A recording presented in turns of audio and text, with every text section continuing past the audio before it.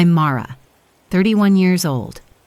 Last Thanksgiving, my father slid a cream-colored envelope across my own dining room table, right between the gravy boat and the sweet potato casserole my neighbor Priya had brought over, and sat back like he'd just said, "Grace." The envelope had bold black letters across the top. Notice to vacate and surrender possession. He gave me 7 days to leave the house my grandfather left me, the house I'd paid taxes on for 6 years, the house I'd refinished, repaired, and rebuilt with my own hands while my family watched from a distance and called it unfair that I owned it. What my father didn't know, what none of them knew, was that my grandfather had anticipated exactly this moment, and the documents sitting in Priya's sealed envelope were about to make that very clear. Before I tell you what happened next, let me take you back to the beginning, because you need to understand this family before you can understand what that Thanksgiving actually meant. Before we go further, if this story is already hitting close to home, please take a moment to like and subscribe, but only if it truly resonates with you, and drop your location and local time in the comments. I want to know where in the world you're watching this right now. My name is Mara Bennett. I grew up in a mid-sized city in western North Carolina, in a house that smelled like wood polish and careful appearances.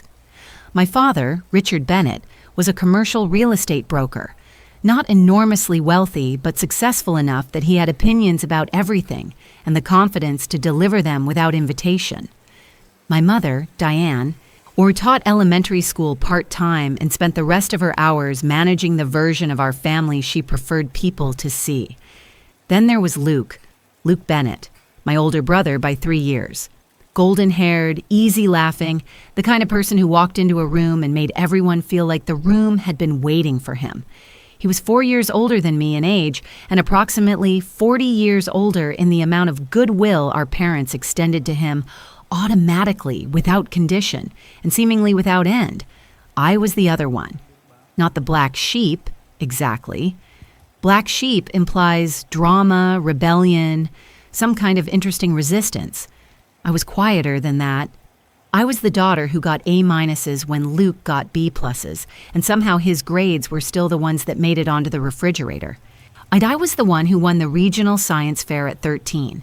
I built a working water filtration model from hardware store parts and a YouTube tutorial, and came home to find my parents already on the phone with Luke's drama teacher about his upcoming performance in the school play. He had a supporting role. He played a townsperson with 2 lines. I had first place and a ribbon the color of a summer sky. My mother said, "Oh, honey, that's wonderful, the way people say it when they've already moved on." My father said, "Good job, kiddo," without looking up from his phone. I put the ribbon in my desk drawer. I never took it out again. That was the pattern. Not cruelty, exactly. Not screaming or punishment or the dramatic awfulness you sometimes see in movies about bad families. This was quieter, steadier. Yes, 1,000 small moments of being the person in the background of the photograph, always in focus, never the subject. Luke needed new cleats for soccer. Luke needed a better laptop for college applications. Luke needed a car for his first job, so they bought him a used Honda. And when I turned 16 2 years later and asked about a car of my own, my father said, "You'll appreciate things more if you work for them, Mara." As if Luke had not received his for free. I started working at 16. Hostessing at a restaurant on Route 74 Friday and Saturday nights, sliding into bed at midnight smelling like other people's dinners. I saved. I bought my own car, a 2008 Civic with 112,000 miles and a heater that worked on the right side only. And I drove it like it was a Ferrari because I knew what it had cost me. Nobody commented on that either. But there was one person who saw it. My grandfather, Owen Bennett, my father's father, a retired civil engineer who'd spent 40 years building bridges across western North Carolina and had exactly 0 patience for pretension. He lived in a craftsman house in Asheville that he'd bought in 1987 for $94,000 and maintained himself until his body started arguing with him about it. Grandpa Owen was not a demonstrative man. He didn't give long speeches or quote poetry. He showed up. When I was 17 and doing a school project on infrastructure, he spent an entire Saturday walking me through bridge load calculations on graph paper, patient and precise, never once condescending. When I graduated high school, an event my parents attended for about 40 minutes before leaving early because Luke had a work thing they needed to support, Grandpa stayed until the parking lot was almost empty and then drove me to Dairy Queen and bought me a Blizzard and said, "You're going to be fine, Mara. More than fine." He said it simply, like a fact. The way he'd say the load-bearing wall is here or this beam can hold 400 pounds. Just true. "You remind me of the people I trusted most on a job," he told me once. "The ones who showed up early and left late and never needed anybody to notice." I was 22 when he said that. I wrote it down in my journal that night and read it back probably 100 times over the next few years. Not because I was sentimental, then because I needed to remember that at least one person had looked at me clearly and decided I was worth something. Those words would matter more than I knew. Let me tell you a little more about growing up in the shadow of Luke Bennett, because the Thanksgiving story doesn't make full sense without it. Luke was not a villain. I want to be careful about that. He wasn't calculating or deliberately cruel, at least not most of the time. He was just someone who had grown up understanding in the deep unspoken way that children absorb family dynamics, that he was the primary concern, the default, the one things were organized around. When he struggled in high school, my parents hired him a tutor and adjusted their schedules. When I struggled in my junior year, a genuinely hard semester where I was dealing with a math class that was beyond my preparation and a persistent chest infection, nobody noticed for about 6 weeks. Eventually, my English teacher called home. My mother thanked her and told me to try harder. I tried harder. Luke borrowed my car once in high school and came back with a bent rear bumper. He told my parents he didn't know what had happened to it. I knew. I'd seen him back into a concrete pillar in the school parking lot, watched it happen from the window.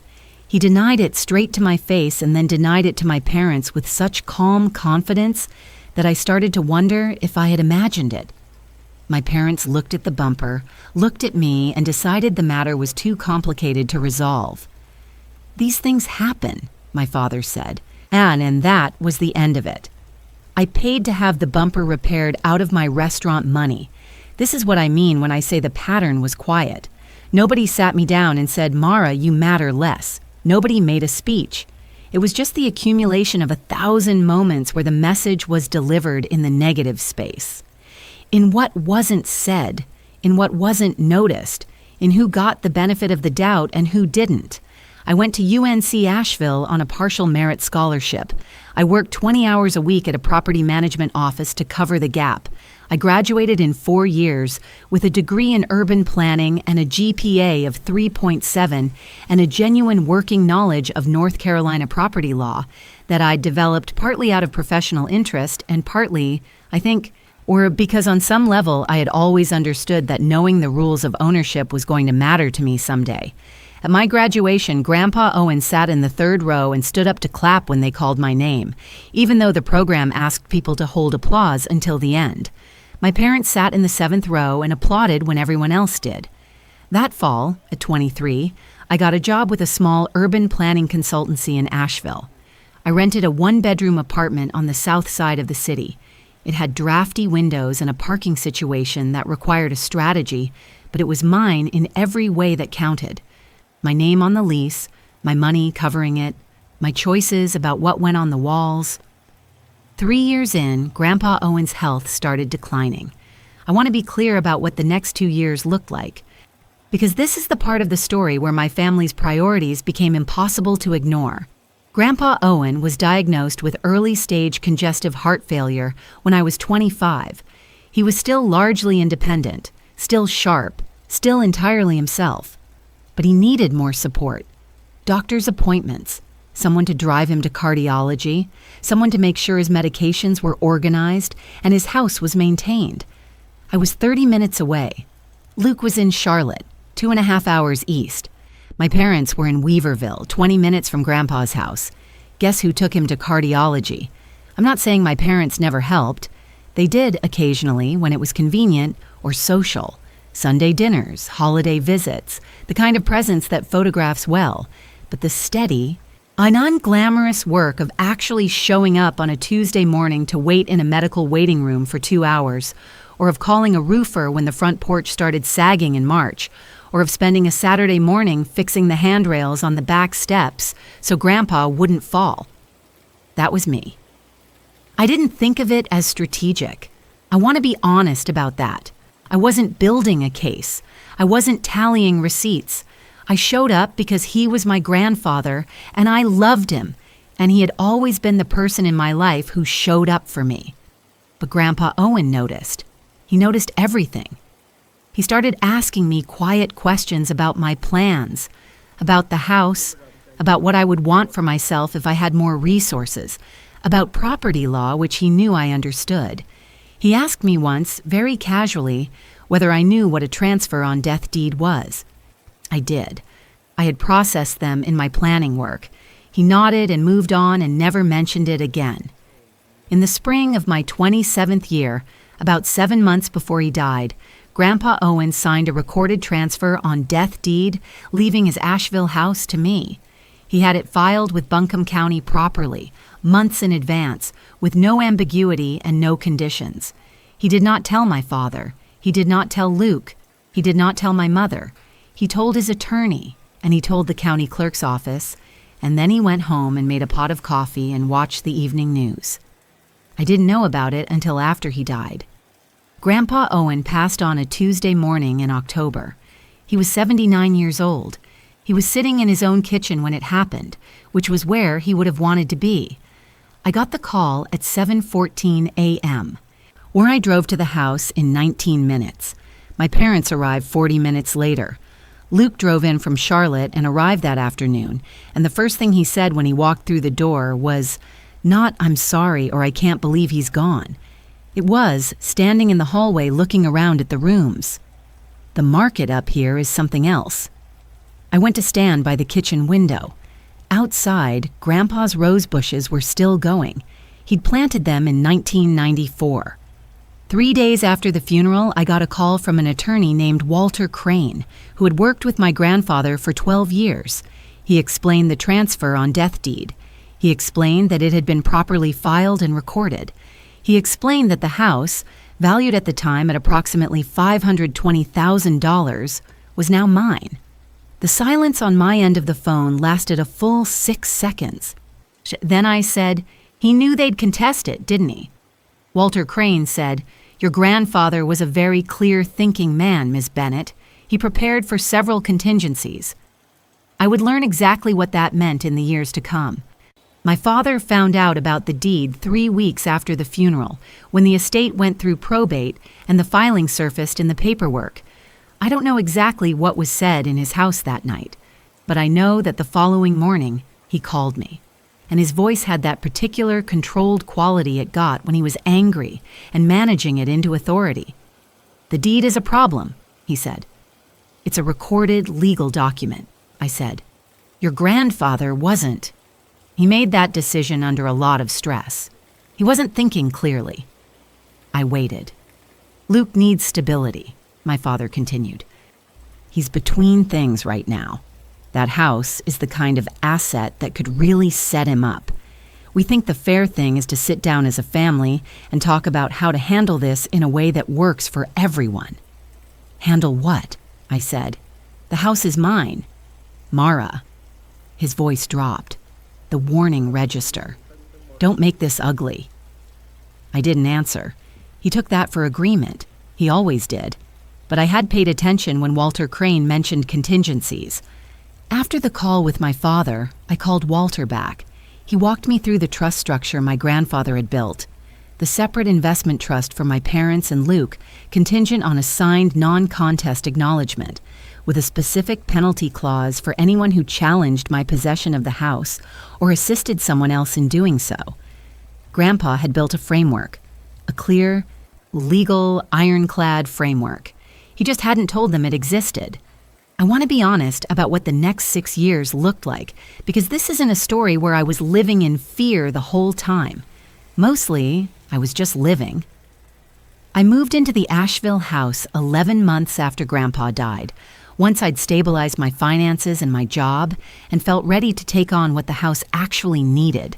It needed a lot. The furnace was original to a 1997 replacement and showing every year of it.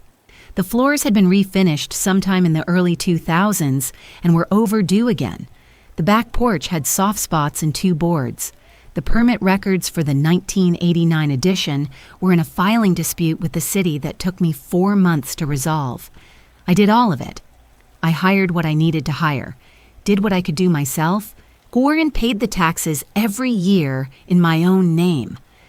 I bought a new furnace for $6,400 before the first winter because the alternative was a heating crisis in January.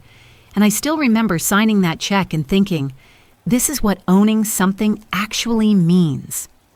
During those years, my family's approach to the house shifted through several phases. Phase 1, protest. My father made periodic comments about fairness and family legacy and what Grandpa would have really wanted. My mother seconded them with softer language. Luke said very little directly, but made a point of treating the house like it was a family property whenever he visited, leaving his things around, commenting on what he'd change, asking once whether there was a spare key. I did not give him a spare key. Phase 2, silence. Around year 3, the direct comments stopped, and I assumed they'd accepted it. I was wrong. They had simply moved their conversations elsewhere into phone calls I wasn't on, emails I wasn't copied on. Phase 3, the Thanksgiving that changed everything. I need to pause here for a second. If you've ever had a family member treat your legal property like a negotiation, like something they could reclaim through pressure or volume or sheer persistence, drop A in the comments right now. And if you think my father was about to discover exactly how thoroughly my grandfather had already thought this through, type karma. Because I promise you, what happened next, even knowing what I know now, still surprises me when I think about it. Let's keep going. I had people over for Thanksgiving that year. 4 neighbors, Priya and her husband Dev, an elderly couple from down the street, and my co-worker Janet. I had been making this dinner for 3 years running. It had become a real thing. The good china out, the table extended with the leaf I'd found in Grandpa's basement, candles I'd bought from the farmer's market. My parents and Luke had been invited. Luke confirmed. My parents said maybe. They all showed up, and they brought the envelope.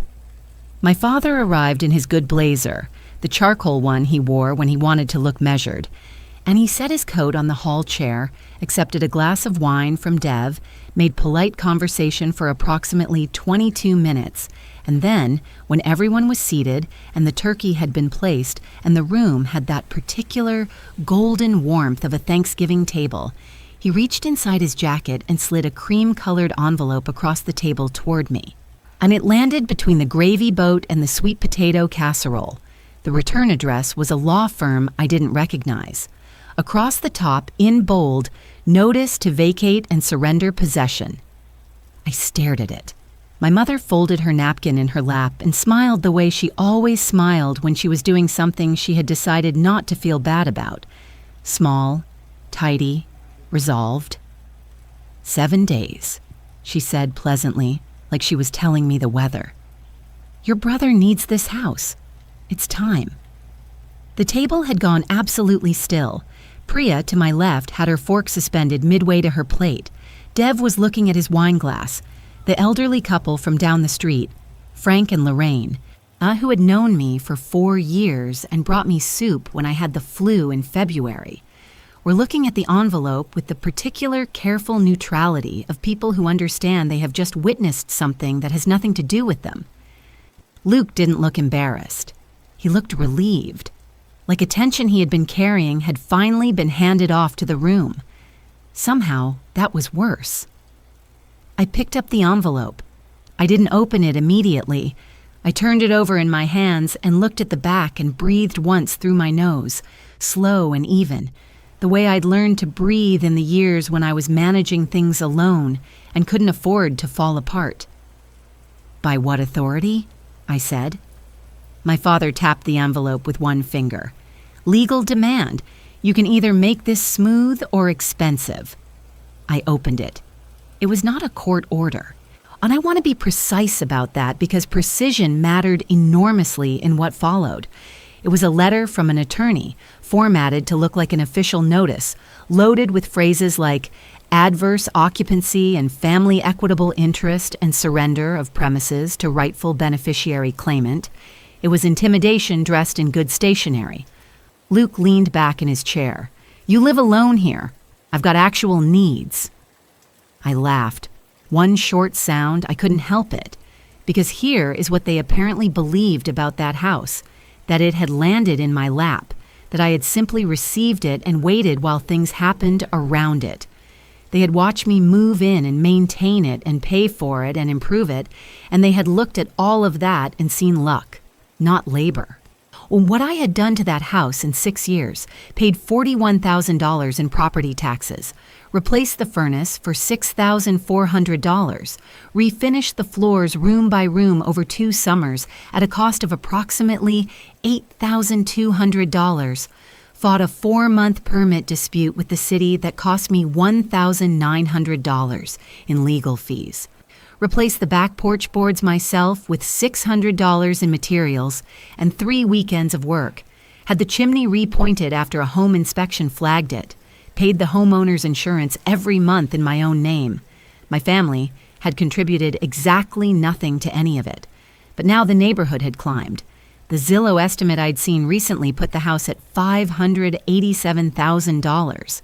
Suddenly, they were interested in fairness. My mother took my silence as wavering. "Your grandfather was being sentimental when he deeded it to you," she said. "We all know that. The family vote. And I recognize the move, the way they created consensus by saying we all know until it felt true." My father reached for his wine. "Owen intended this property to stay in the direct family line." "I am the direct family line," I said.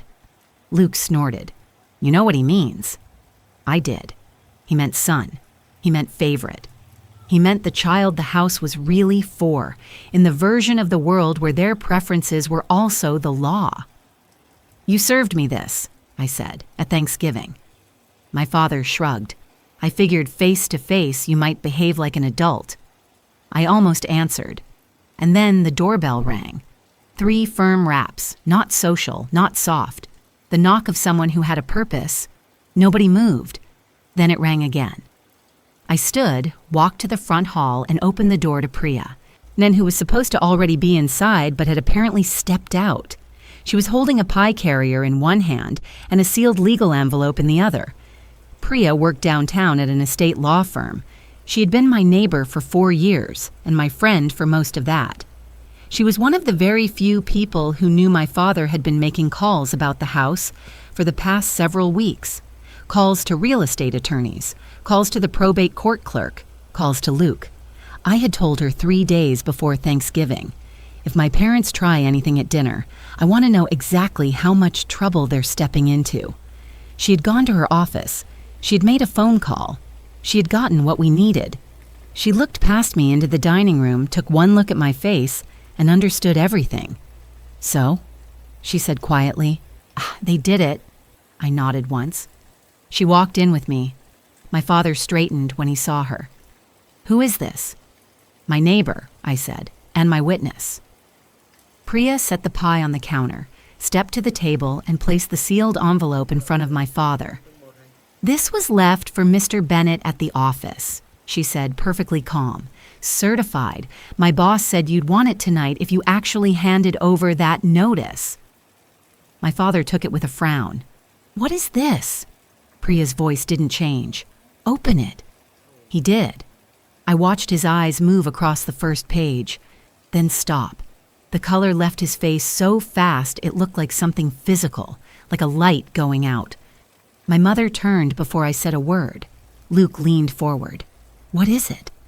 My father didn't answer immediately. He read the paragraph again.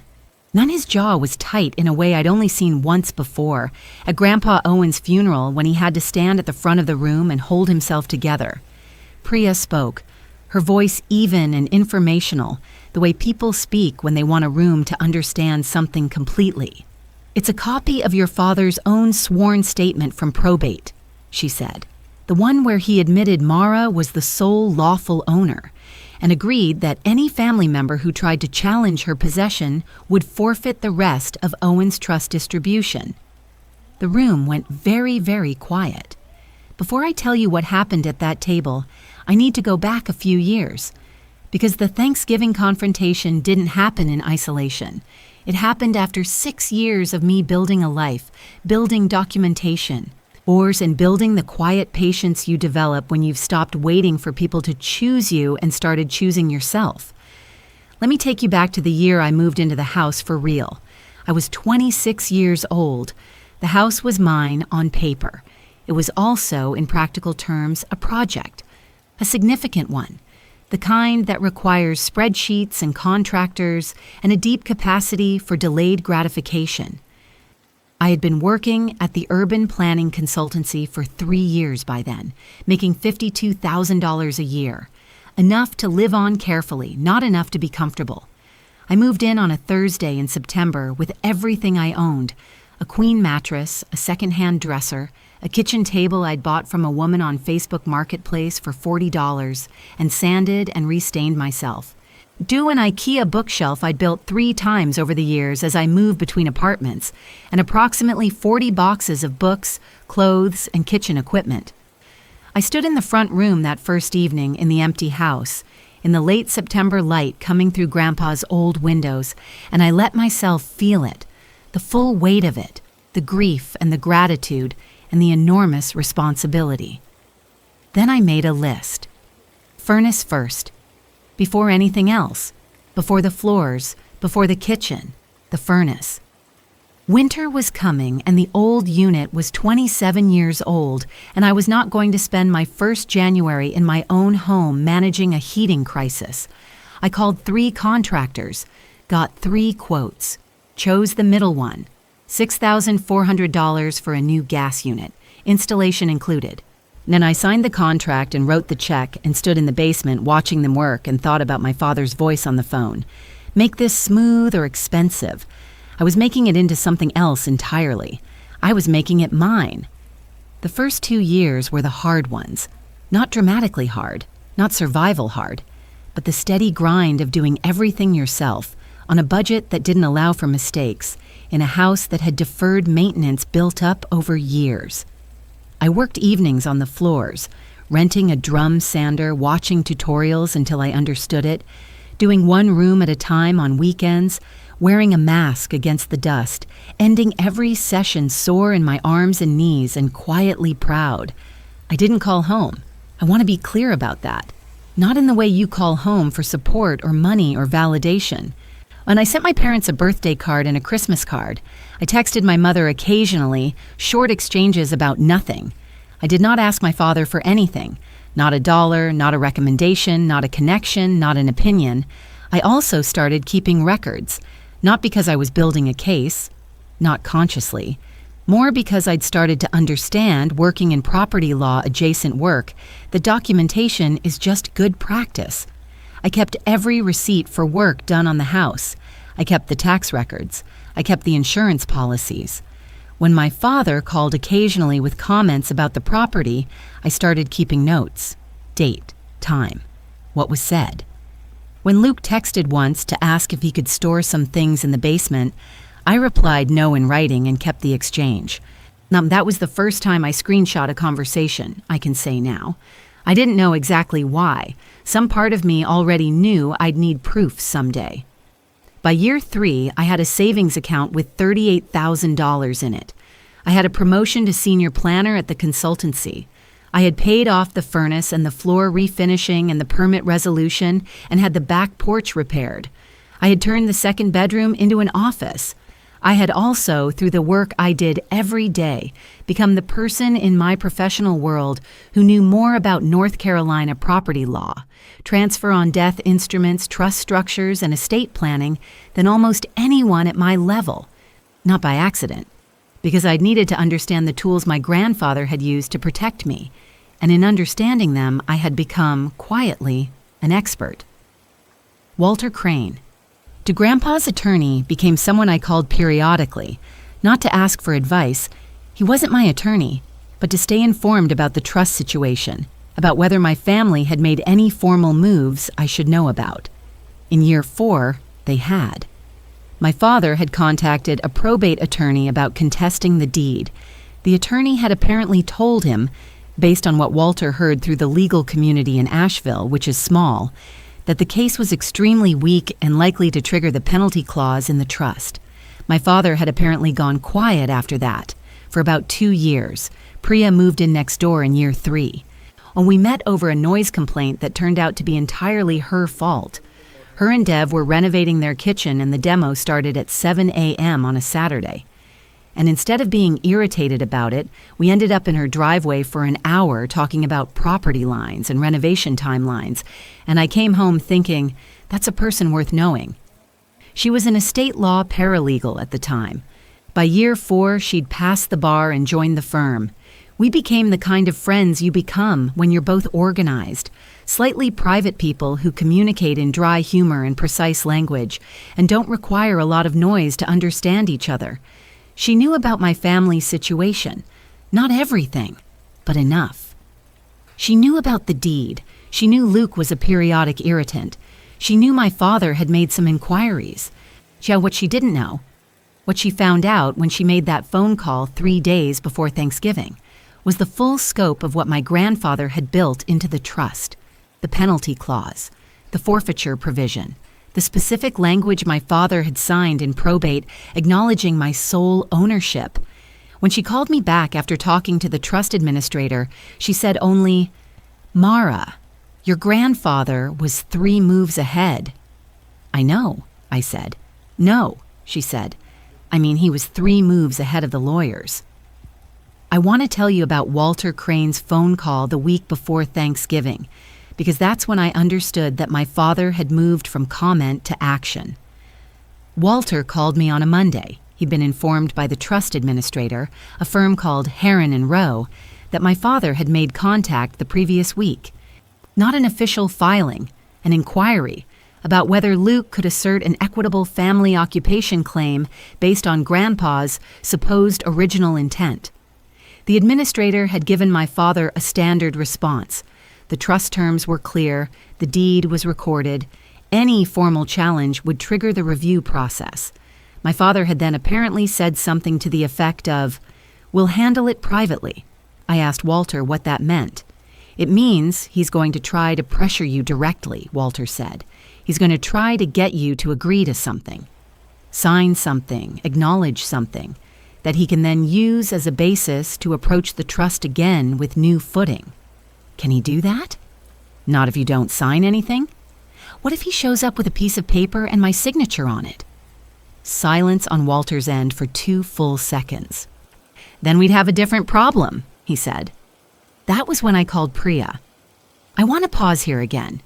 If you've ever had someone in your family try to work around you instead of talking to you, plan against you instead of coming to you directly, drop a broken heart in the comments. Because there is a specific kind of grief in realizing that the people who were supposed to be your family have been having meetings about you that you weren't invited to. What happened at that Thanksgiving table is the part everyone wants to hear about.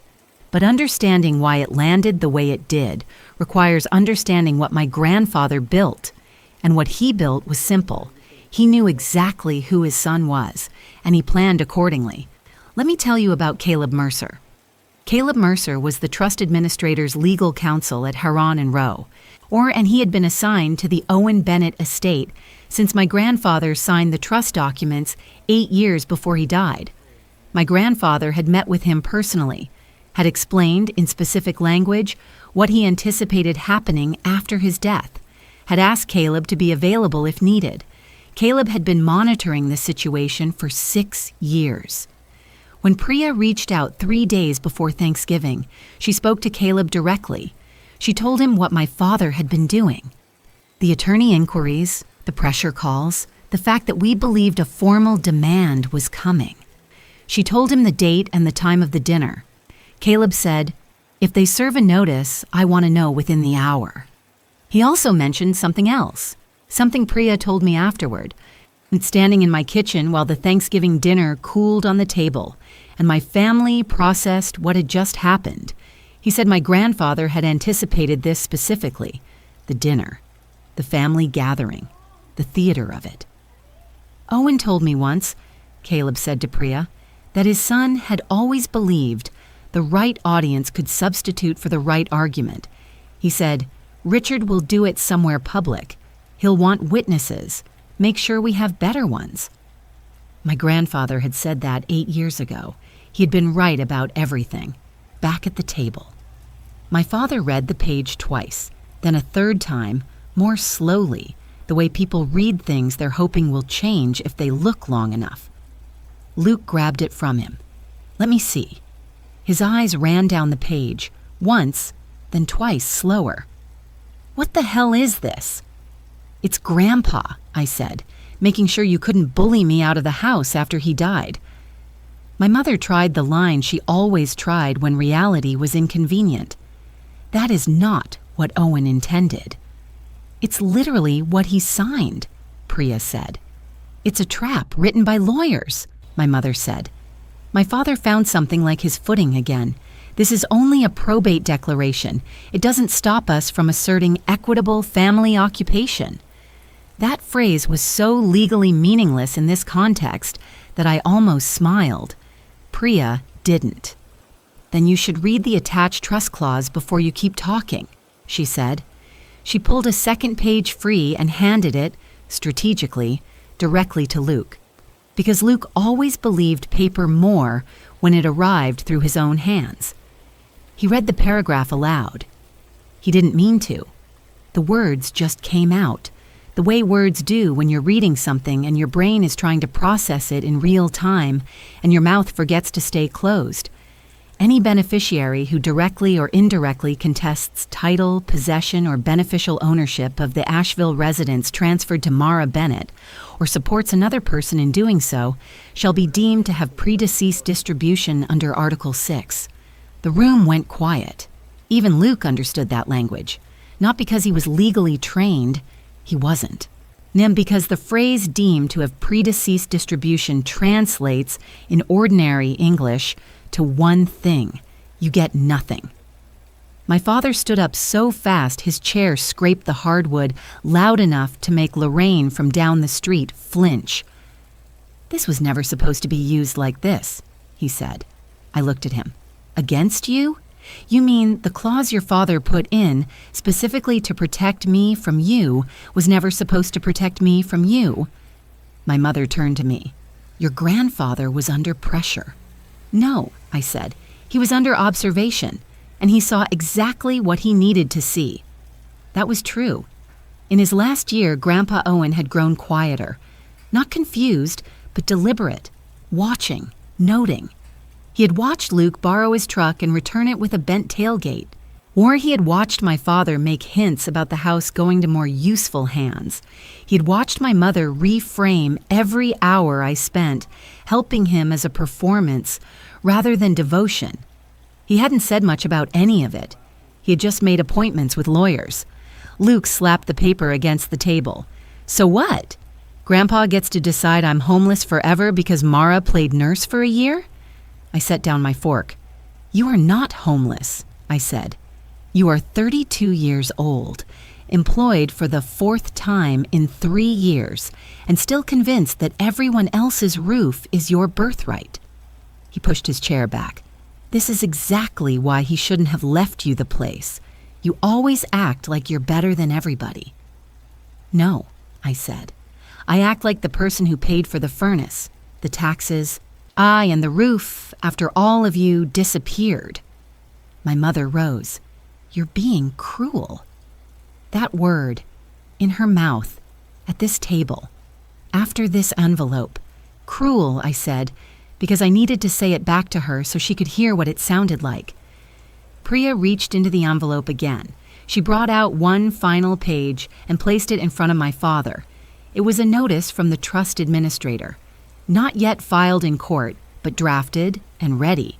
It stated clearly, if my father pursued the eviction threat, encouraged Luke's occupancy claim, or failed to withdraw any demand against the house within 72 hours, the administrator had authority to suspend all pending trust distributions and seek enforcement of the forfeiture clause. My father looked at it. Then he looked like a man who had just been informed by a piece of paper and that the gamble he'd made had a variable he hadn't accounted for. Financially sick. That was the first real emotion I'd seen on his face all night. Luke saw it too. Wait, how much are we talking about? No one answered. That meant enough. He turned on my father instantly. You told me this was clean. It was supposed to be. How much do we lose if she reports this? Priya said quietly. Potentially all of your remaining trust share. Luke swore at my father. Not at me. At my father. And in that moment, I understood exactly what my grandfather had built. Not something to make them feel ashamed. He'd known shame wouldn't work on them. He'd built something they would understand immediately. Consequences in money. My father grabbed the eviction notice off the table as if taking the paper back would erase the fact that he'd slid it across to me in the first place. Then there were 3 firm knocks at the front door. Priya looked toward the hallway. I looked at my phone, which had just buzzed with a message from an unknown number. This is Caleb Mercer with Heron and Rowe, Trust Administration Council. I'm outside. Do not let them leave before I speak to your father. Caleb Mercer was not a dramatic man. He wore a dark wool coat and carried a leather folder and had the particular bearing of someone who spent most of his professional life telling families things they did not want to hear and had learned to deliver those things in complete, calm sentences because anything less was inefficient. He stepped into my dining room. I assessed the scene in approximately 4 seconds. Half-finished plates, eviction notice in my father's hand, trust papers spread under the chandelier, the particular frozen quality of everyone at the table, and said, "No one needs to explain the atmosphere. I can see it." My father tried first. "This is a private family matter." Caleb set his leather folder on the table. It stopped being private when you used counsel to threaten possession of a deed-recorded residence in direct conflict with a signed non-contest acknowledgement. That shut him up. Caleb didn't sit. He laid out papers and looked directly at my father. "Did you deliver a notice to vacate tonight?" My father tried to recover some dignity. "I delivered a demand letter." "Same answer," Caleb said. He then pulled out 3 stapled packets, one for my father, one for my mother, one for Luke. He placed them on the table with the efficient calm of a man who had done this before. "Those are formal notices from the trustee. All pending distributions under Owen Bennett's residual trust are suspended, effective immediately, pending review of a possible forfeiture event." Luke grabbed his copy before my father could stop him. "You suspended everybody?" "Yes." "For her?" He jerked his chin toward me. "For your grandfather's paperwork," Caleb replied. That landed better than any speech could have. He opened his folder again and slid one more page to the middle of the table. "This is why we moved tonight." At the top was an email chain, 2 days old, from my father to the trust administrator. Subject line, Mara, transition agreement. Attached was a scanned 1-page statement, supposedly signed by me, so acknowledging that I had agreed in principle to surrender occupancy of the Asheville residence to Luke by the end of the calendar year in exchange for family assistance and harmony. My name was on the signature line. It was not my signature. I stared at it. The signature looked like mine if you'd only ever seen it on a prescription bottle. The pressure was wrong. The loop on the A was wrong. It was a forgery. Not a sophisticated one, not a careful one, but a forgery. My mother went white before Luke did. That told me everything. She had either not known my father had sent it, or had known and assumed no one would check. Caleb tapped the page lightly. The signature discrepancy was obvious, and the problem for your father is that he sent it to a trust office that keeps specimen signatures from the probate settlement. My father's mouth opened, closed. It was a draft understanding. Between whom? I asked. Luke rounded on him. You told me she'd already softened. My father said, I said she might. No, Caleb said. You said she had agreed in principle. I have the email. My father looked like he wanted to tear the paper in half. He knew better. My mother made one last attempt. We were trying to avoid court. Caleb turned to her. By fabricating her consent. No one answered. He continued in the same tone he had used since he walked in. Not aggressive, not triumphant, just clear, the way a load-bearing calculation is clear. The trust gives the beneficiaries a cure window only if interference stops immediately. And that means the eviction demand is withdrawn. No occupancy claim is asserted. No utilities are transferred. No locksmith is retained. No one steps onto the property claiming possessory rights. I looked up. Utilities? Caleb looked at me. Your father also asked whether Luke could establish utility history at the address before year end. The power company declined without deed support.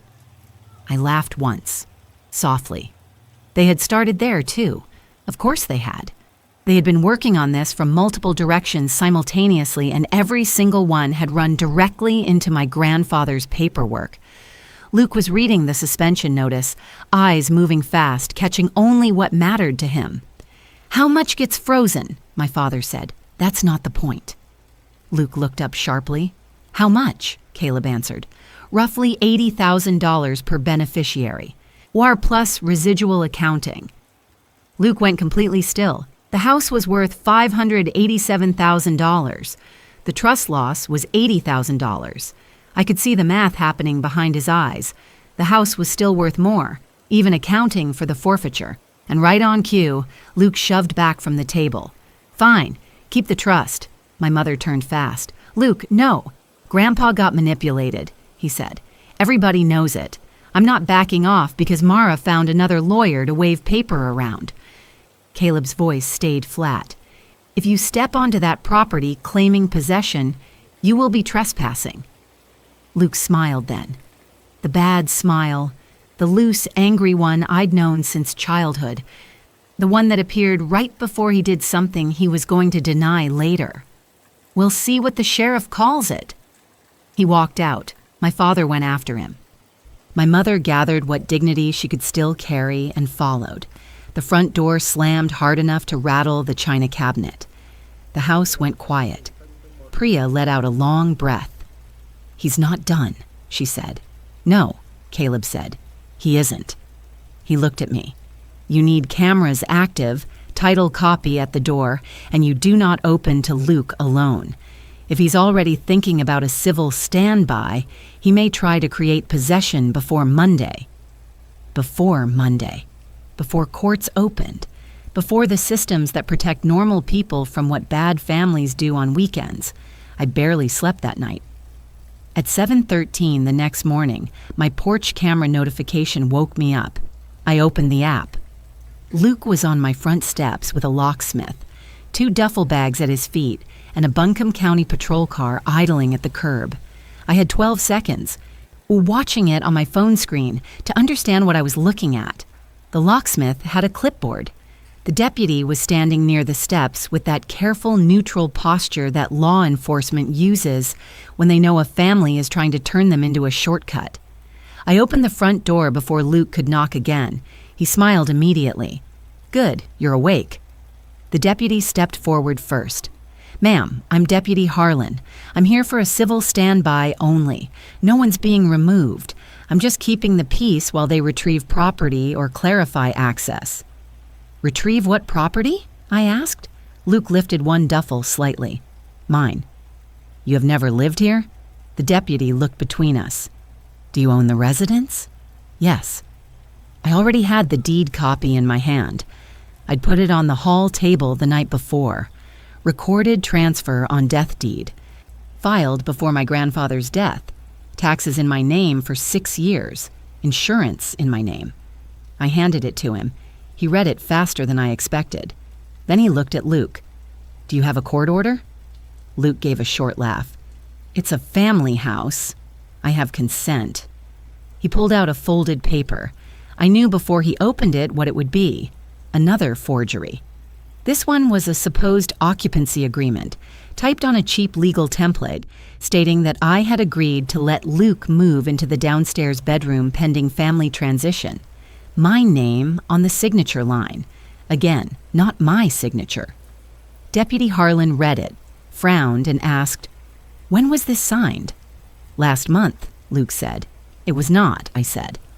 The locksmith took one look at my face, one look at the deputy's expression, and quietly stepped backward off the porch.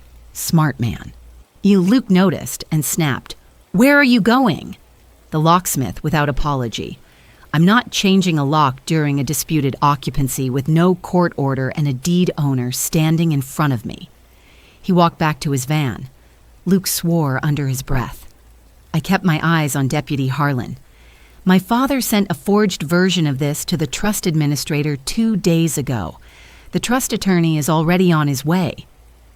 As if summoned by the sentence, Caleb's car pulled in behind the patrol unit. He got out with his leather folder, came straight up the walk, and greeted the deputy first. Caleb Mercer, Trust Administration Counsel for the Owen Bennett Estate. Deputy Harlan nodded. "You the attorney she called?" Caleb looked at him evenly. "I'm the attorney her father should have feared." He took the paper from Luke, read it once. Neo then held it beside the email copy my father had sent the trust office. Same wording, same fabricated consent language, same poor imitation of my signature. He showed both to Deputy Harlan. Same document family, same false statement, no court order, no possessory right.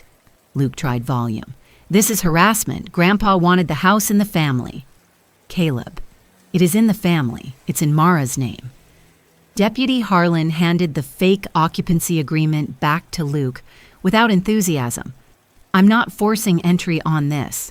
Luke's jaw tightened. "So what, she just gets to keep everything?" "Yes," I said. "That's how ownership works." He took one step up toward me, and for 1 second I saw the same boy who used to stand in my bedroom doorway smiling after he'd broken something, already rehearsing the denial before I found the pieces.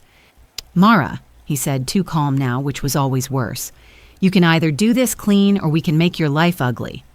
Caleb stepped between us, just enough to matter. "Threats help my file." Luke looked at him and laughed. "Your file? This isn't court. This is a porch." "No," Caleb said. "This is the beginning of your forfeiture." That landed. I saw it in Luke's face. Not shame, calculation. The math again. He was still working the numbers. And then my phone buzzed. Side yard camera. I looked down automatically. For a half second, I didn't understand what I was seeing. Then my whole body went cold. My father was behind my house. At the cellar door off the back walk, carrying a plastic storage tote in one hand and something metallic in the other. A key. Then he had sent Luke to the front with a deputy and a locksmith while he came around the back. "Deputy," I said, already moving. "My father is on the property." We cut through the side hall, out the mudroom, and down the back steps into the yard. Caleb was right behind me. Luke came too, swearing the whole way, because men like my brother always believed a lie stayed alive longer if they stayed physically near it. My father was at the cellar door when we came around the corner. The old exterior lock had been there since Grandpa's time. I had replaced the front and side house locks after the deed transferred, but not the cellar. It only held paint cans, tools, and storm supplies, and I hadn't gotten to it yet. Dad had a copied key in his hand and one foot braced against the stone step. Beside him, the plastic tote. Deputy Harlan's voice carried across the yard. "Sir, step away from the door." My father straightened too fast. "I'm just retrieving family property." "No," I said. "You're creating it." He looked at me with that expression. Equal parts offense and certainty, as if catching him in the act were somehow ruder than the act itself.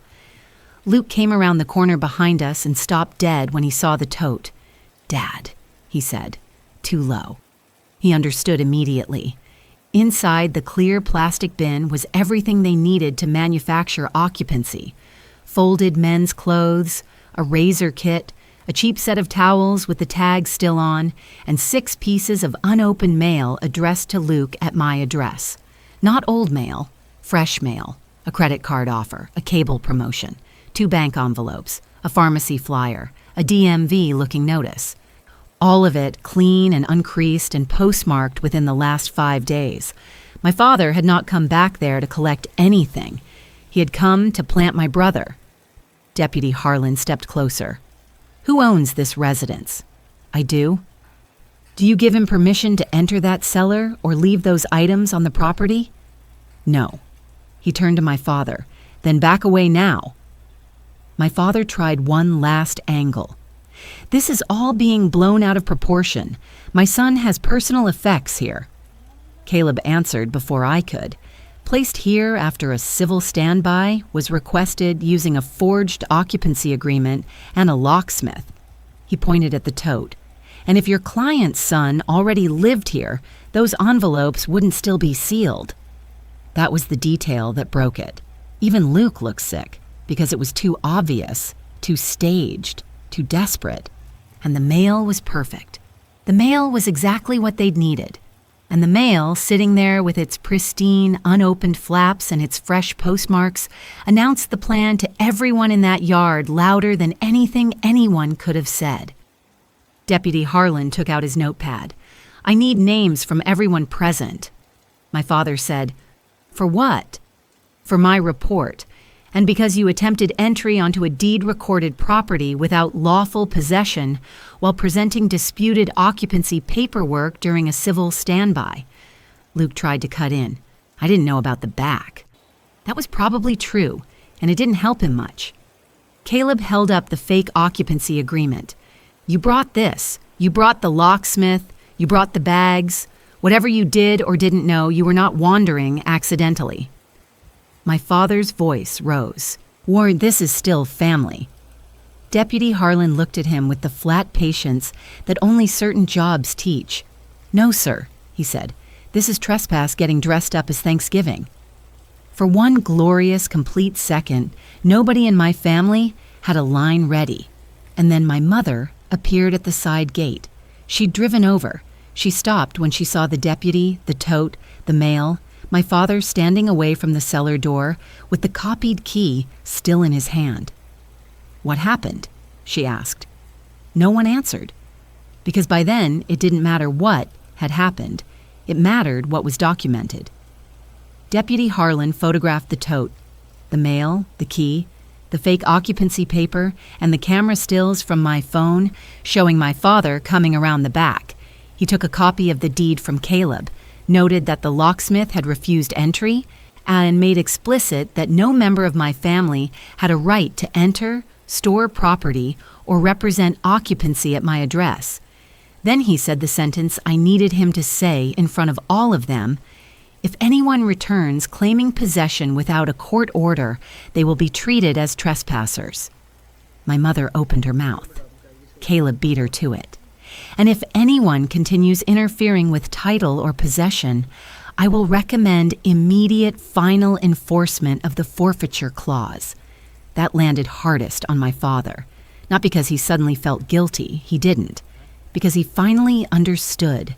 The cameras, the forged consent email, the fake notice, the suspended trust, the locksmith who walked away, the staged mail, the deputy's report.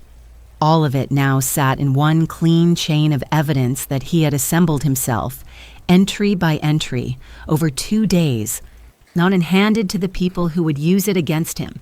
He hadn't pressured me. He had triggered the clause. Luke kicked the bottom porch step hard enough to hurt himself, then swore and limped back toward the drive. My mother followed him, but not before turning to me with that small, tidy smile, the one she used when she wanted to pretend she was still choosing the ending. "You'll regret making this so ugly." I looked at the tote of fake mail. I looked at the copied key in my father's hand. I looked at the deputy writing my family into an official report in my own backyard. "No," I said. "I'll regret not having cameras sooner." "What do you think happened after they left?" Option A: my father apologized. Option B: they doubled down and tried to file a legal challenge. Was option C: the trust forfeiture went through and everything ended on paper? Drop A, B, or C in the comments, because the answer involves all three, and none of them ended the way my family expected. They left without drama. That was the thing nobody ever tells you about these moments. There's no cinematic screaming, no handcuffs, no grand exit, just one failed occupation attempt collapsing quietly under daylight and paperwork, and 3 people walking to their cars while a deputy watched from the corner of my yard. My mother's car turned left out of the drive. Luke's truck followed. My father's sedan went last, and he didn't look back. I stood in my backyard for a long moment after they were gone. The rose bushes were still there. Grandpa's. The ones he planted in 1994. When Priya came out the back door with 2 cups of coffee and handed me one, and we stood there for a while, not saying much, which is one of the things I value most about her. She understood that some moments don't need narration. By Monday morning, Caleb had filed everything.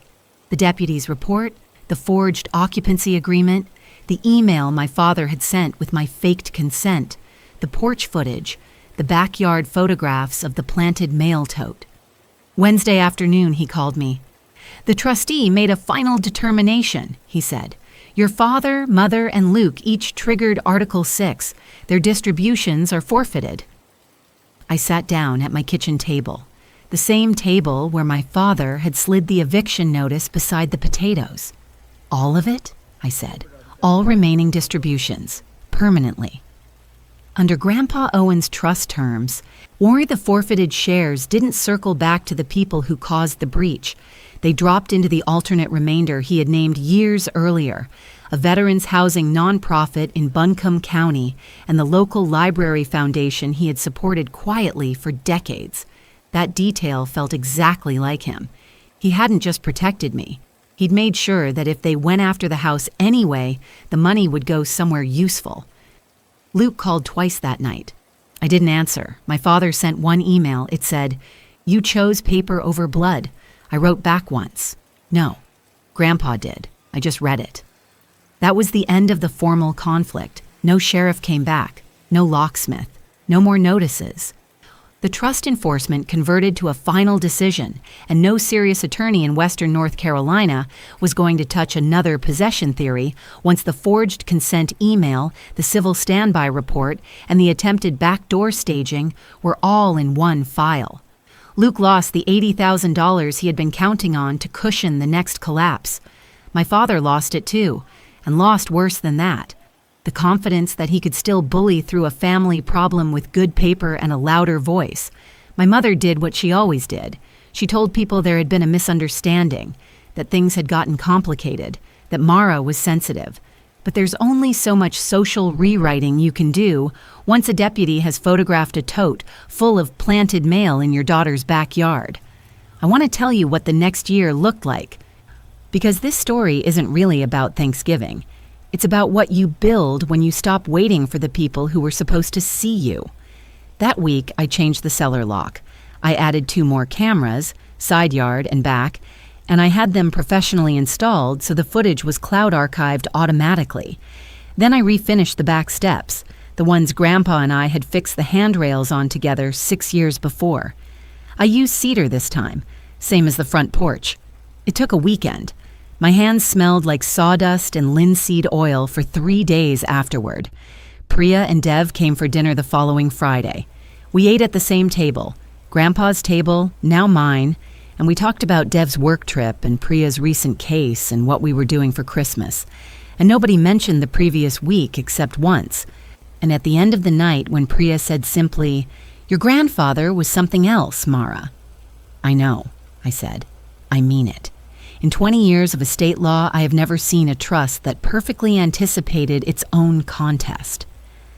I thought about Grandpa Owen sitting across from Caleb Mercer 8 years ago, explaining what he anticipated happening after his death, speaking precisely the way he always spoke, making sure the language was right, making sure it would hold. He was an engineer, I said. He built things to last. A few months later, I heard through mutual contacts that Luke had taken a job in Raleigh, his 5th employer in 4 years. I heard my father had reduced his professional activity significantly, whether by choice or necessity, I don't know. I heard my mother had joined a book club. I didn't seek out this information. Saying it found me the way information does in a small city. I noted it and moved on. In the spring, I was promoted to principal planner at the consultancy.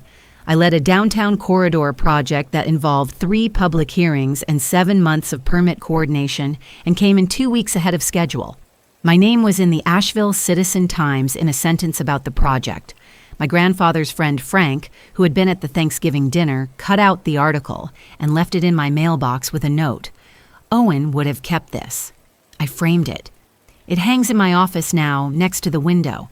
Here's what I want to say to anyone watching this who has ever been served at their own table, metaphorically or literally, who has had their right to something real challenged by someone who decided that wanting it was the same as deserving it. You are not wrong to hold the line. You are not wrong to say no. This is mine, and I have the paperwork.